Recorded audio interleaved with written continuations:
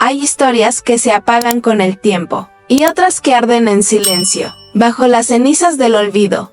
Esta comenzó hace mucho en un pequeño pueblo de España, donde un herrero llamado Rafael forjaba más que hierro, forjaba esperanza. Él no sabía que su valentía viviría más allá de su propia vida. No sabía que la guerra le arrebataría su hogar, ni que el exilio lo arrastraría hacia lo desconocido. Pero dentro de él, en cada chispa que saltaba de su fragua, ardía algo eterno, una llama, una luz nacida no del triunfo, sino de la resistencia. A través del exilio, las generaciones y el silencio, esa llama viajó, oculta en las historias, en las canciones, en los corazones de quienes se negaron a olvidar. Y ahora, regresar. Esta no es la historia de un héroe. Es la travesía de una familia que se negó a dejar que la oscuridad venciera. Un recordatorio de que la historia no solo se escribe con guerras, sino con la silenciosa valentía de quienes mantienen viva la luz. El fuego antes de la tormenta. España, 1933, el aire olía a hierro y a pan. En un pequeño pueblo enclavado entre los olivares de Andalucía, el amanecer se derramaba sobre los tejados como una bendición. El mundo aún no sabía que estaba a punto de arder. Pero Rafael sí lo sentía. Era herrero, un hombre de pocas palabras y muchas cicatrices. Sus manos eran fuertes, pero su mirada escondía algo que no se podía forjar: esperanza. Cada mañana encendía su fragua antes del alba. El fuego crepitaba, iluminando el taller con un resplandor dorado. El sonido del martillo contra el yunque marcaba el ritmo de la vida del pueblo. Golpe, chispa, golpe, silencio. A veces, los niños se acercaban a mirar cómo el hierro rojo se transformaba en herramientas, en herraduras, en vida, y Rafael, sin dejar de trabajar, les decía: el fuego puede destruir, pero también puede dar forma. Ellos reían, sin entender todavía que esas palabras algún día los acompañarían como una plegaria. Rafael no sabía leer bien, pero en su mente guardaba historias que había escuchado de su padre, relatos de reyes y campesinos, de luchas y canciones. Él creía que cada hombre tenía una historia que contar, aunque el mundo no siempre quisiera escucharla. Su esposa, Isabel, tejía en casa, con el mismo ritmo paciente con el que Rafael golpeaba el hierro. Entre los dos crearon un hogar pequeño pero lleno de luz. Una hija, Clara, y un hijo, Diego. Crecían con la fragua como música de fondo y el olor del pan recién hecho como promesa diaria. Era una vida humilde, sí, pero entera.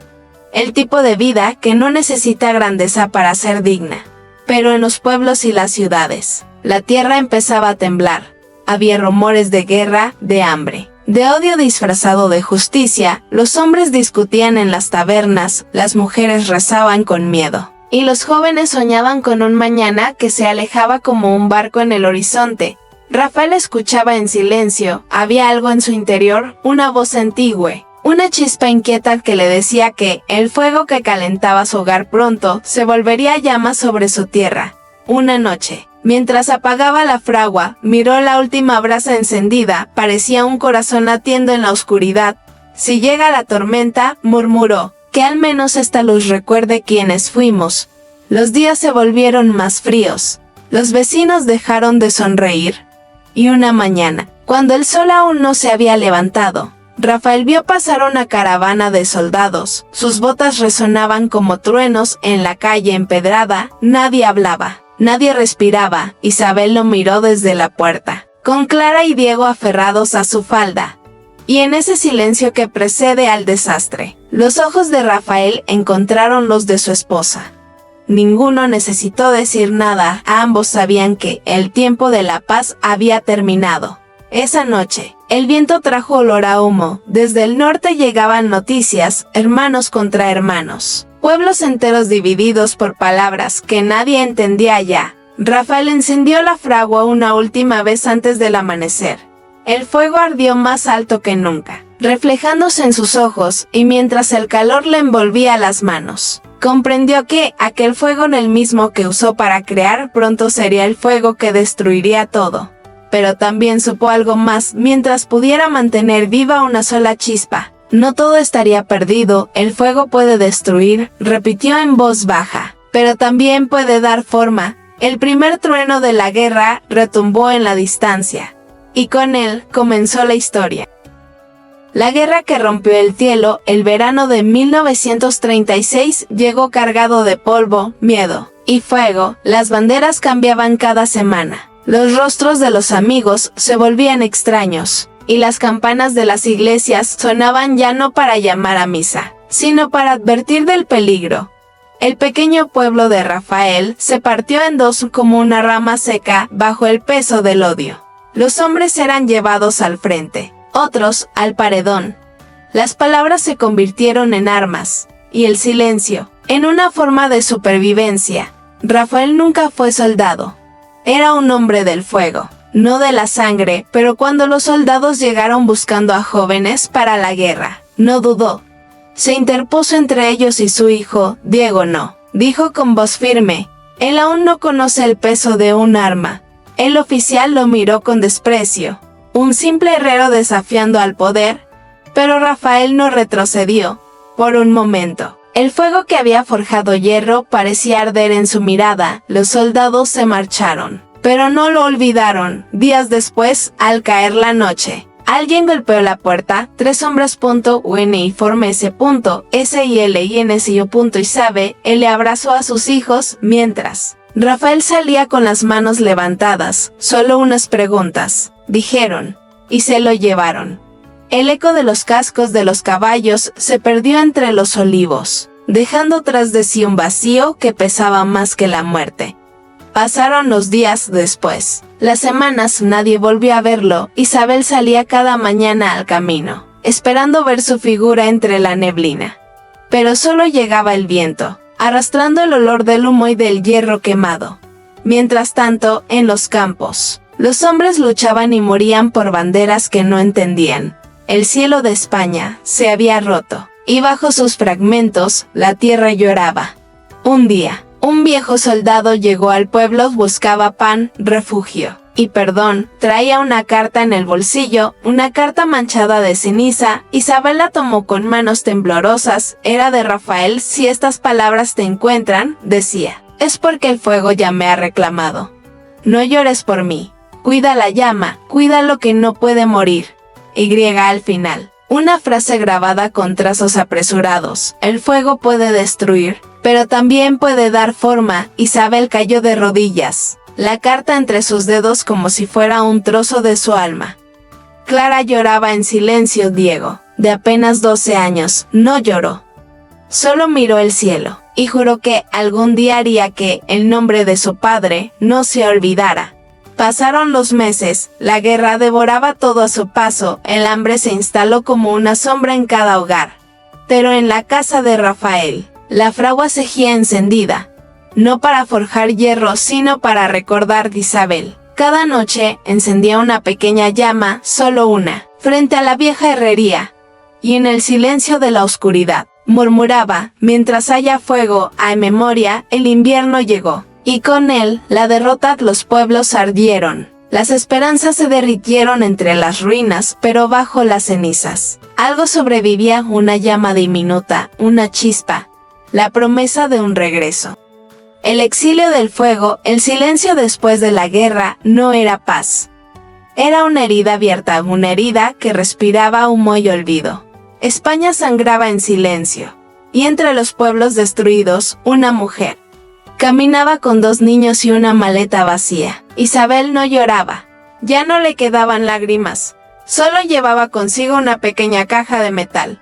El último recuerdo de Rafael, una brasa envuelta en ceniza, la había conservado en secreto como quien prota chai. Un corazón vivo, mientras esta llama respire, solía decirle a sus hijos, tu padre seguirá aquí. El camino hacia el sur era largo, pasaron hambre, frío, miedo. Pero también vieron amaneceres que parecían promesas. Isabel les contaba historias cada noche.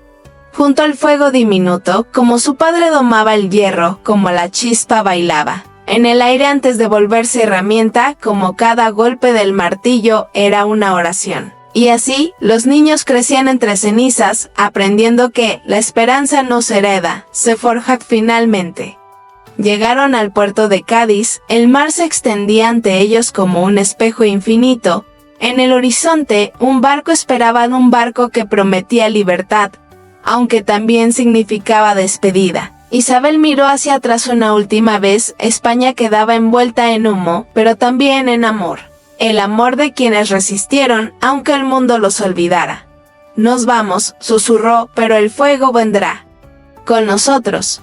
Y al embarcar, guardó la pequeña caja de metal cerca del pecho, como quien lleva un alma entre las manos. El viaje fue largo, el mar era inmenso, impredecible, hubo tormentas que parecían querer tragarse el barco entero. Pero cada noche, cuando todos dormían, Isabel encendía una chispa dentro de la caja. Solo un instante, solo para recordar que aún había luz. Llegaron finalmente a América, a un puerto, donde las palabras sonaban distintas, pero el sol calentaba igual. Era 1939, una nueva tierra, una nueva vida, un nuevo fuego por encender. Isabel encontró refugio en un pequeño pueblo costero.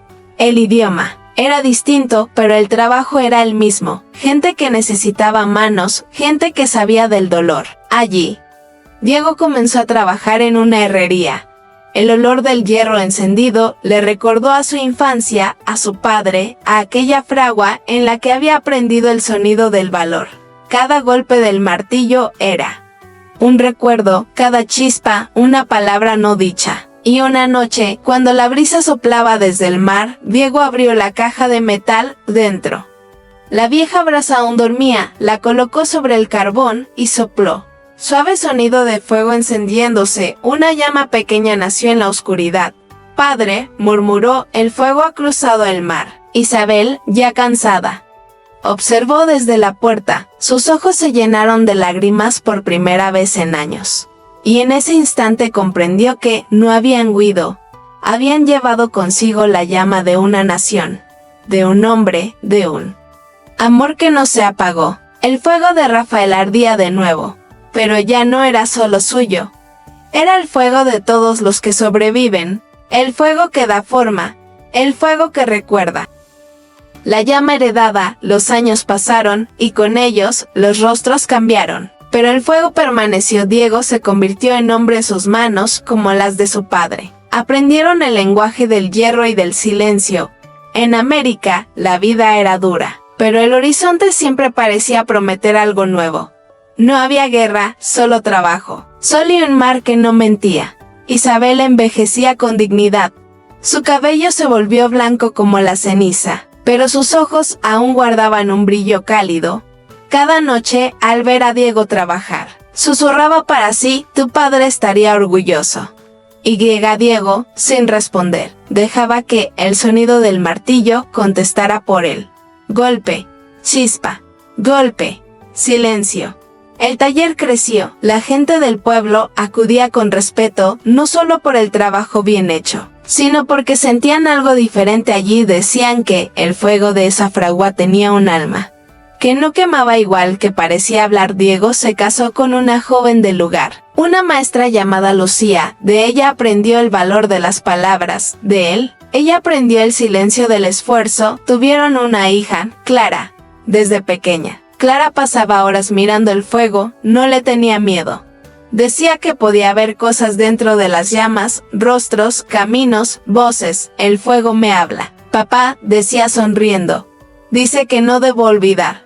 Diego la escuchaba, sin entender del todo, pero en su interior sabía que algo profundo la unía a esa luz. Pasaron los años, el taller se convirtió en un símbolo de esperanza. Los hombres iban a trabajar, las mujeres llevaban pan y los niños corrían entre las chispas, sin saber que estaban jugando entre los ecos de una historia antigua. Isabel murió una mañana tranquila, en su lecho, junto a Diego y Clara. Tomó la mano de su nieta y susurró, nunca dejes que el fuego duerma. Y con una sonrisa, cerró los ojos para siempre. El día de su funeral, Diego encendió la fragua como ella habría querido. Clara observó cómo el humo subía hacia el cielo, y juró en silencio que su abuela no sería olvidada. El fuego no muere, pensó, solo cambia de manos. Clara creció, sus sueños eran distintos a los de su padre. Mientras él veía en el fuego una herramienta, ella veía un mensaje, decidió estudiar historia, quería entender los orígenes. Quería escribir las historias de quienes nunca tuvieron voz. El fuego de su abuelo Rafael, el exilio de Isabel, la fuerza de Diego. Todo ardía en ella como un llamado. Una noche, ya adulta, Clara regresó al taller después de años. El lugar estaba lleno de polvo, pero la fragua seguía allí, esperando. Colocó la vieja caja de metal sobre el yunque dentro. Aún estaba la brasa original. Envuelta en un trozo de tela, la tomó con cuidado, la colocó sobre el carbón y encendió la llama. El fuego vuelve a nacer, cálido, dorado, eterno. Las lágrimas corrieron por su rostro, el resplandor iluminó las paredes, revelando fotografías antiguas. Rafael, Isabel, Diego, 3 generaciones, 3 llamas. No es solo mi historia, murmuró, es la historia de todos los que resistieron. Y en ese instante comprendió algo que había cruzado siglos y océanos. El fuego no pertenecía a una persona, ni a un nombre, ni a un país. Era la voz del alma humana, la chispa que se niega a morir. El regreso del fuego, el tiempo había pasado, 2 años se habían vuelto como hojas cayendo sobre un mismo árbol. Clara ya no era la niña que miraba las chispas con asombro. Era una mujer, una historiadora, una voz para los que habían sido silenciados por la guerra, el exilio y el olvido. Había dedicado su vida a escribir sobre aquellos que cruzaron el mar con los bolsillos vacíos, pero con el corazón lleno de fuego. Y un día, sintió que había llegado el momento de regresar. Tomó un vuelo a España. No sabía qué encontraría, solo sabía que tenía que volver al origen.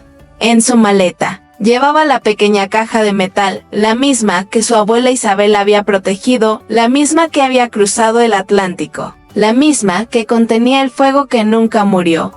Al llegar al pequeño pueblo andaluz, todo le resultó ajeno y familiar a la vez. Las calles eran más estrechas, las paredes más viejas, pero el aire aún olía a hierro, a pan y a memoria. El taller de su abuelo ya no existía. En su lugar había un solar cubierto de hierba y una placa oxidada que decía: aquí trabajó un hombre del fuego. Clara se arrodilló y tocó la tierra. Estaba fría, pero al colocar la mano, sintió algo vibrar, como si el pasado aún respirara bajo la superficie. Abrió la caja de metal. Dentro, una brasa dormía en silencio, como esperando su momento. Sacó una cerilla, encendió un pequeño fuego sobre la tierra y dejó que el viento lo alimentara. Este fuego ha cruzado océanos, ha sobrevivido a la guerra, al hambre, al olvido. No arde por mí, arde por todos los que un día creyeron que la luz no volvería.